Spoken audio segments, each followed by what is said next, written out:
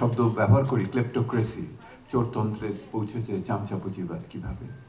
কিন্তু সবচেয়ে বড় যে ক্ষতিটা সেই সময়কালে আমাদের করেছে, সেই সময় আনুগত্য ছাড়া মেধা এবং প্রতিভার কোনো স্বীকৃতি সেই সময় ছিল না।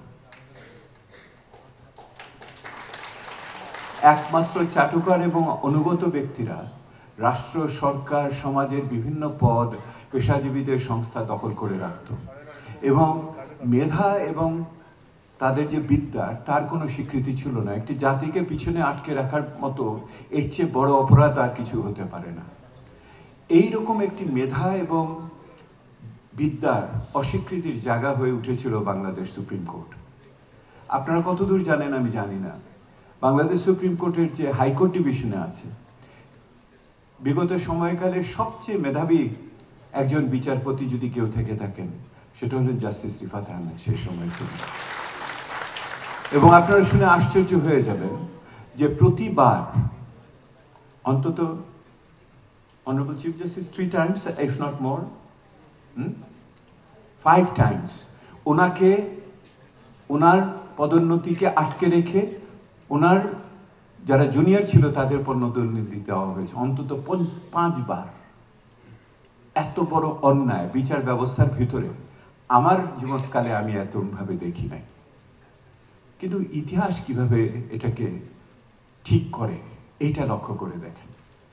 যখন 5ই আগস্টের পরিবর্তন হলো এবং একই রকমভাবে আমাদের সুপ্রিম কোর্টের পরিবর্তন করার প্রশ্ন উঠল, এবং যখন আপনার ওই যে অনুগত বিচারকদের বিদায় দেওয়ার প্রশ্ন উঠল, তখন আপনারা অন্য জায়গায় অনেক জায়গায় খুঁজেছেন কোন সচিব বানাবেন, কাকে উপদেষ্টা বানাবেন ইত্যাদি, অনেক কাকে নির্বাহী পরিচালক করবেন, এগুলি নিয়ে চিন্তা হয়নি।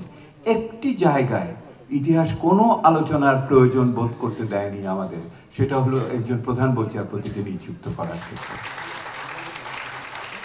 যদি ইতিহাস আমাদের কোনো সময় শিক্ষা দেয়, তাহলে সেই শিক্ষাটা হলো বিদ্যা মেধার ধৈর্য ধরতে হয়, জনগণ এক সময় তাকে ঠিক বেছে নেবে।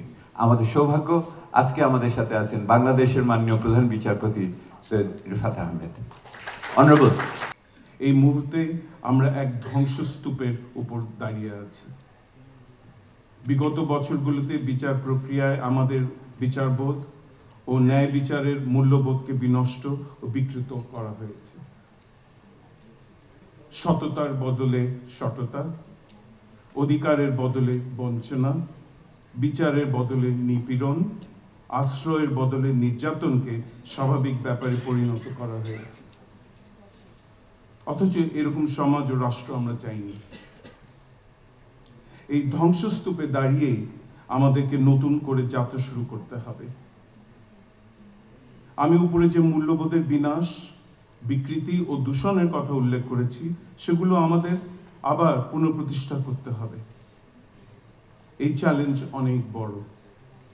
আজ থেকে প্রতিটি শ্রেয়, শুভ ও কল্যাণকর কর্মে সকলেই গণমুখী, জনগণ কেন্দ্রিক বিচার বিভাগকে আপনাদের পাশে পাবেন।